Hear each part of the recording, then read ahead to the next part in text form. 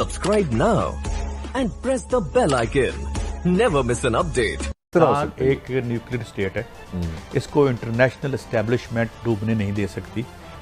अगर वो डॉक्यूमेंट जो आईएमएफ ने तैयार करके हुकूमत को दिया है उससे state bank of Pakistan, Pakistan की हुकूमत, पाकिस्तान के पार्लियामान इन तमाम की जुरिस्डिक्शन से बाहर निकल जाएगा and state bank will only B answerable जनाब चेयरमैन टू द आईएमएफ। मैं तो यही गल करता पिया ना कि इस निजाम में कोई ठीक नहीं कर सकता।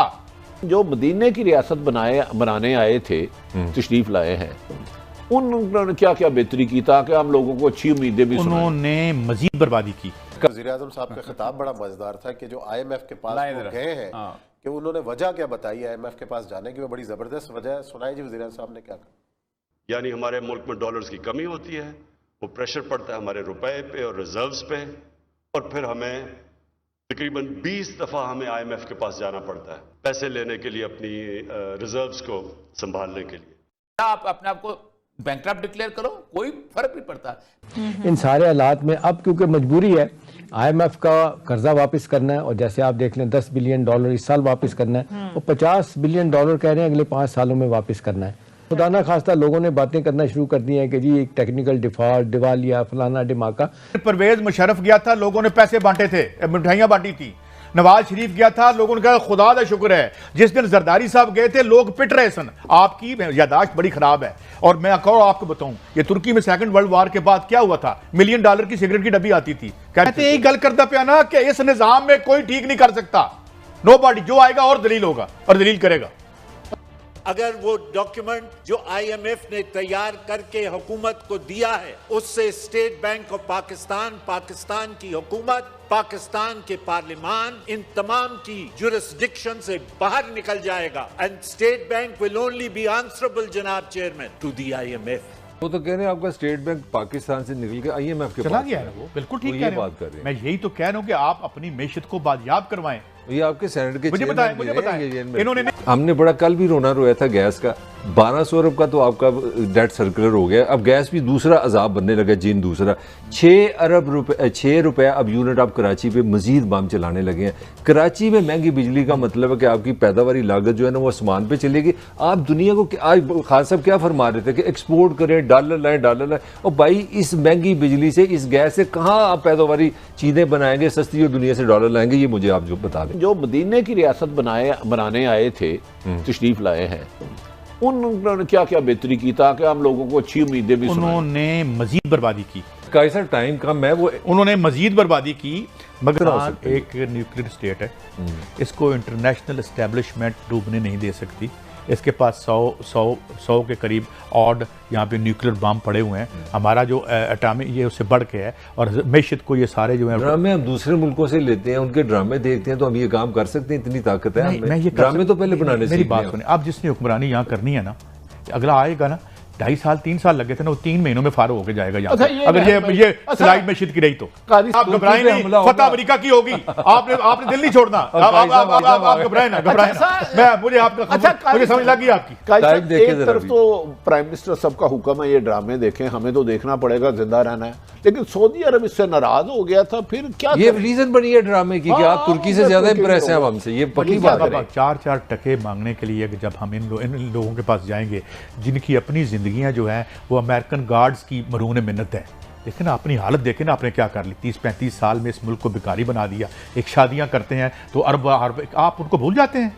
जिन मुल्कों ने जिन लोगों ने इस मुल्क को बेगिंग बाउल और कासा पकड़ा दी। वज़ीर-ए-आज़म साहब का खिताब बड़ा मजेदार था कि जो आईएमएफ के पास वो गए हैं कि उन्होंने वजह क्या बताई आईएमएफ के पास जाने की, वो बड़ी जबरदस्त वजह सुनाई जी वज़ीर-ए-आज़म साहब ने क्या कहा। अब मसला ये आता ये कि हम थोड़ी देर के बाद जैसे हम थोड़ी इकोनॉमी ग्रो करती है, हमारे पास डॉलर्स की कमी हो जाती है क्योंकि ग्रो करने के लिए इंपोर्ट्स बढ़ती हैं, मशीनरी इंपोर्ट्स, और उसकी वजह से हमारा बॉटलनेक आ जाता है करंट अकाउंट का। यानी हमारे मुल्क में डॉलर्स की कमी होती है, वो प्रेशर पड़ता है हमारे रुपए पे और रिजर्व्स पे, और फिर हमें तकरीबन 20 दफा हमें आईएमएफ के पास जाना पड़ता है पैसे लेने के लिए, अपनी रिजर्व्स को संभालने के लिए। मेरा ख्याल है वो बात समझ नहीं सके जो उनको कही गई है। बात उन्होंने बिल्कुल और मैशियत चल रही हो तो हमें IMF के पास जाने की जरूरत क्यों नहीं भाई, वो खैर मैशियत जितनी चलती है उसमें लोन तो उतने ज्यादा बढ़ते हैं, डॉलर की कमी हो जाती है, डॉलर पता है, डॉलर रिजर्व कम हो जाते हैं ना, आपको चीजें इंपोर्ट, मशीनरी इंपोर्ट करनी पड़ती है, समझे नहीं, समझाने की खान साहब को चाहिए कि लिख लिया, पर्ची पढ़ लिया कर। नहीं ऐसी बातें ना किया करें। बात उन्होंने किसी ने उनको समझाने की कोशिश की है, लेकिन पाकिस्तान का मसला इमरान खान साहब ये नहीं है। पाकिस्तान में IMF के पास आप इकोनॉमी ग्रो करने के लिए नहीं जाते, पाकिस्तान के ऊपर आप 110-12 बिलियन डॉलर का डेट है, आप उसमें जाते हैं, उसका रास्ता IMF नहीं है। 10,000 तक समझा चुके हैं कि IMF नहीं है। पाकिस्तान का रास्ता एक ही है, टू रिफ्यूज टू पे द डेट्स, या आप अपने आप को बैंकक्रप्ट डिक्लेयर करो, कोई फर्क नहीं पड़ता। मैं कहूं कि मैं अपना एक बयान दिया था शबर जैदी साहब ने, उसके बाद फिर उन्होंने उससे नहीं गलत कहा ना मैंने। उस्मान साहब 75 से ज्यादा मुल्क बैंकक्रप्ट हुए हैं, उसके बाद उनकी इकोनॉमी, ब्राजील बैंकक्रप्ट हुआ मर गया, मैक्सिको बैंकक्रप्ट हुआ मर गया, 3 दफा बैंकक्रप्ट हुए हैं। उन्होंने कहा नहीं पे कर सकते, भाई क्या करो, 10 साल के इकोनॉमी स्ट्रेंथ की, फिर उसके बाद कर्जा देना शुरू कर दिया लोगों ने। ये कोई मुसीबत की बात है कि बैंकक्रप्ट आप हो गए।